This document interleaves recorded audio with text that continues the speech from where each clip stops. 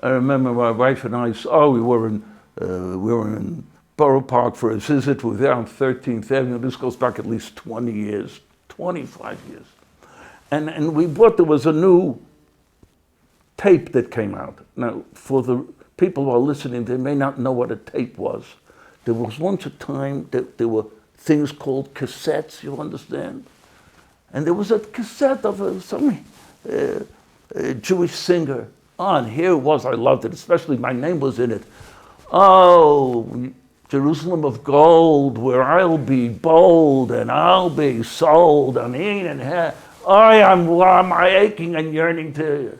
And so my wife, we're driving, my wife says, "No, you're aching so much to come." And then we hear the last sentence, when Mashiach comes, we're going to go. Number one, I think those people are in for a big surprise. I don't think they're going to get any free trips by Mashiach. I don't think they're going to want to go to Mashiach. When Mashiach comes, he's going to have to drag them. As my good friend Nachman Kahana writes in a beautiful piece of his, he writes about this family in America that's a beautiful Seder, you understand, a beautiful, beautiful Seder.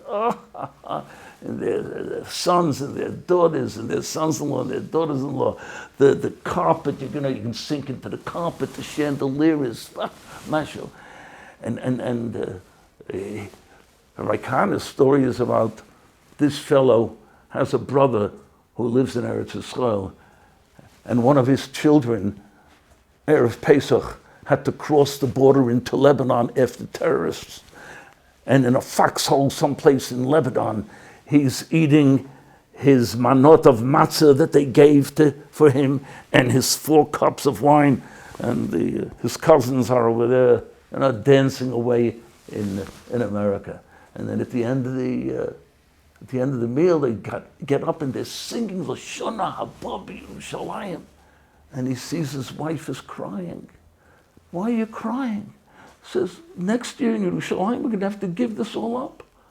Oh, don't worry. It's only a song. Eretz Yisrael isn't only a song.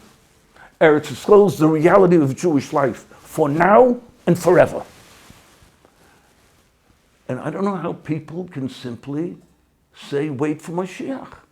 Chazon Ish writes in one line, Ukvar huchro ha'halacha, the halacha has already been decided, like the Rambam and the Ramban, and Shar Poskim and the others, that it's a mitzvah saseh to live in Eretz Yisrael now.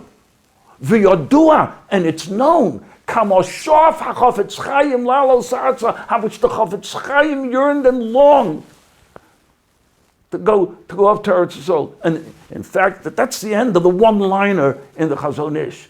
And the fact is that the Chofetz Chaim had purchased an apartment in Petach Tikva, was planning on coming on Aliyah. And then somebody took ill in the family. He couldn't do it. He wasn't able, he was not Zeicher. But we are Zeicher. We are Zeicher. We can do it. We can do it. Anyway, I am fond of telling the story of Shlomo Zalman, or about some fellow from Chutz La'aretz called him and wanted to make an appointment to see him. Anyway, the big day comes. This guy comes, I imagine, comes into the airport, gets into a stretch limousine, takes him to Shari Chesed. That limousine can't get into Reb Shlomo Zalman's little block. Then he comes to Reb Shlomo Zalman's house and has to walk up all the steps. Okay. Finally comes in, he's there. What's he want to ask Rabbi Shlomo Zalman about?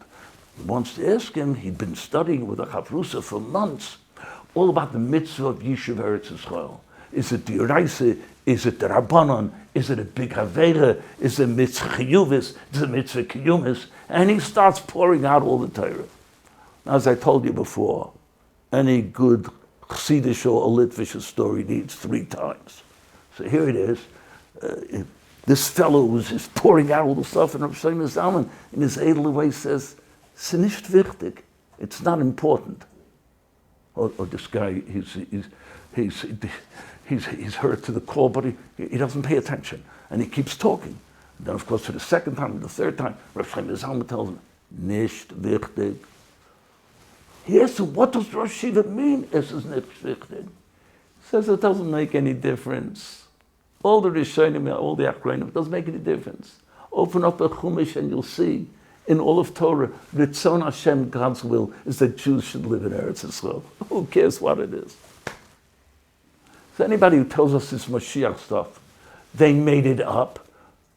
There is one Shita like that, the Megillat Esther, on the Sefer HaMitzvos of the Rambam, but it has been already taken care of. 200 years, people have been writing about that. Or the Rab Chaim Kohen in Taisus and Ksubas Tav Kuf Yud Amid Beis. We know all of these sources. That's not the halacha. The halacha is there's a mitzvah of Yishur Eretz today. But I know what somebody's going to tell me. But Rab Moshe wrote that it's not a mitzvah chiyuvis, it's not an obligatory mitzvah. If you live in Eretz Yisrael, then you fulfill a mitzvah. So I have to say honestly, for years I was upset by that tshuva from Moshe, and the fact is, in Nefesh Harav, I think on the first page, Rav Hershel Schachter says that was the shita of Rav Yosef Dov Halevi Soloveitchik, that it's only a mitzvah kiyumis. If you live in Eretz, so it's a mitzvah, but there's no obligation to go. And then one day, it struck me, and I embraced the Psak Halacha of Rav Moshe and Rav Soloveitchik. And some years later, I met one of Rav Moshe's sons here, and I told him my pshat in Rav Moshe's Psak. Do you know what Rav Moshe's Psak means? I'm not obligated. I have free will. I can choose to go to Eretz Yisrael. I have no obligation, not even the obligation of a mitzvah. That's the highest level of fulfilling the will of God. No obligation. I choose to go. Yeah, I remember, I can't help it, sometimes I can't help it, but I was describing what would a Talmud of Rav Moshe have done if Rav Moshe would have passed in the Tzachiev. He'd end up by ABC Trading. You ever heard of ABC Trading? That's where you bought the 220 appliances on the east side. And he'd be standing there crying his eyes out. Shiva said, we have to go to Eretz Yisrael. Can I have that 48-inch color TV? Give me that 1,000 cubic foot refrigerator. We're never going to be able to buy one again. That's not what Rabbi Hashem wants. Rabbi Hashem wants they should choose. You should choose. That's what I said at the very beginning. And that's what Rabbi Moshe's tshuva gives you the opportunity to choose. There are certain great values in Torah that the Rabbi Hashem did not want to make them obligatory. That's what Rabbi Moshe is saying. No. I don't want you to come to my country because you have to. I want you to come to my land because you want to.